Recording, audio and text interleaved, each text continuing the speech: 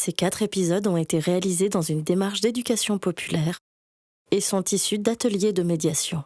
Une idée originale de Ludicast. Salut! Moi c'est Manon, j'ai 10 ans. Pendant les vacances, je suis allée au centre aéré et on a été visiter un barrage. On a appris et imaginé plein de choses avec mes copines et mes copains. Mais attends, on te raconte les histoires du barrage de l'Aigle. Attends, on te raconte.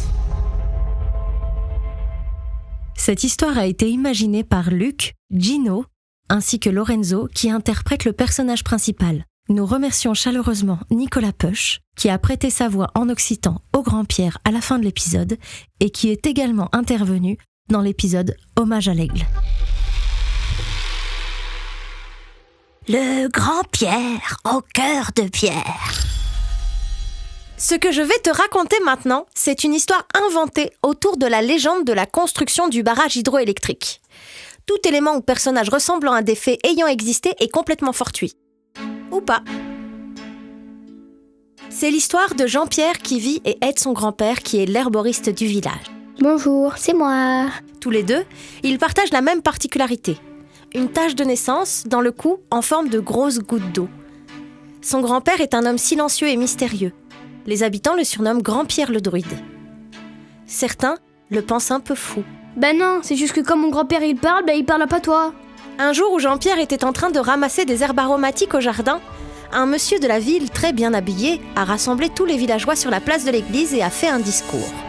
Tout le monde devra quitter le village dans 7 jours, car un barrage hydraulique va être construit. Il permettra de produire de l'électricité. Juste après le discours, Jean-Pierre voit son grand-père se diriger d'un pas décidé et guerrier vers la forêt, équipé comme à son habitude de sa besace et de sa serpette. Grand-Pierre! Il ne se retourne même pas à l'appel de son petit-fils. Beaucoup des villageois sont tristes de devoir abandonner leur maison, mais surtout leurs souvenirs. D'autres imaginent et se projettent déjà dans leur nouvelle vie. Pour certains, pourquoi pas à la ville? Le chantier de la construction du barrage commence dès le lendemain.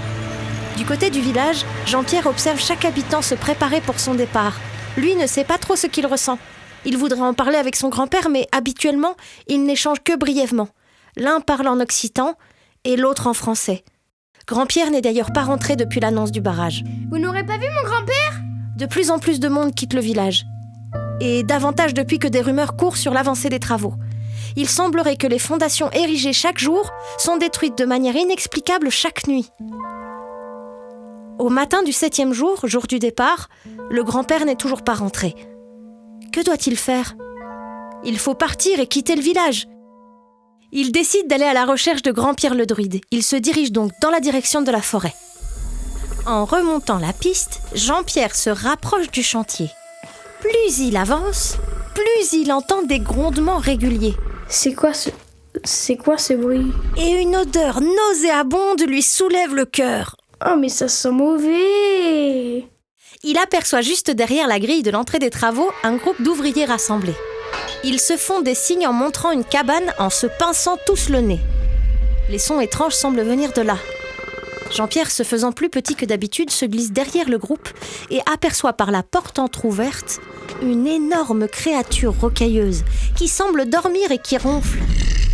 En laissant glisser son regard, il repère la besace et la serpette de son grand-père. Je crois que le monstre il a mangé mon grand-père. Les ouvriers décident d'attaquer la créature. Prise par surprise et réveillée subitement, elle détruit une partie de la baraque. Et en voulant se relever, elle tombe maladroitement. Dans l'agitation, et alors que le monstre est hagard, Jean-Pierre voit dans son cou une tache en forme de goutte. C'est exactement la même qu'il partage avec son grand-père. La marque des druides de l'eau. Jean-Pierre s'interpose entre les ouvriers et le géant de pierre. Non, attendez! Les ouvriers ne prêtent aucune attention à l'enfant qui se retrouve piégé entre eux et la bête. Jean-Pierre est en danger. C'est alors que dans un élan, le monstre vient enserrer le jeune apprenti druide entre ses bras solides. Aussitôt, la créature se transforme et redevient Grand-Pierre le druide. Il s'adresse alors aux ouvriers et Petit Pierre comprend presque tout du discours de son grand-père. « Hé, toi qui écoutes, je te traduis. Voglio pas della costruzione che ho barrase, Je ne voulais pas de la construction de ce barrage. J'ai créé une potion qui m'a permis de devenir une créature de pierre d'une force surhumaine. Malheureusement, je suis restée coincée dans cet état. D'ailleurs, veuillez m'excuser de sentir si mauvais, mais je n'ai pas pu me laver depuis une semaine. L'eau était mon seul point faible. Elle pouvait s'infiltrer dans ma roche et je risquais de me disperser et de disparaître à tout jamais. Et par conséquent, je n'aurais jamais pu revoir mon petit-fils qui vient de me sauver par son amour sincère.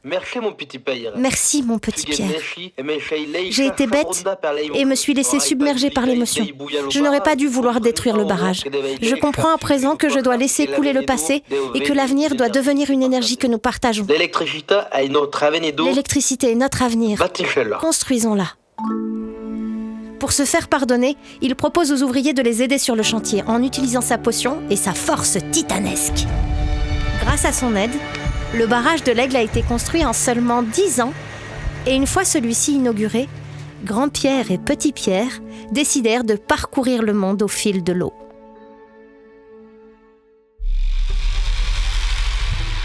Merci d'avoir écouté cet épisode du podcast Attends, on te raconte les histoires du barrage de l'Aigle. Ce projet a été réalisé et porté par l'association Inisound. Il a été financé par la DRAC Nouvelle-Aquitaine dans le cadre de l'appel à projet C'est mon patrimoine, un dispositif du ministère de la Culture. Et il a été coproduit par EDF. Il n'aurait jamais pu exister sans le concours de Corrèze Tourisme, Pays d'art et d'histoire, de Haute-Terre corrézienne et de Ventatour. et Haute-Corrèze Communauté. Merci à tous nos partenaires.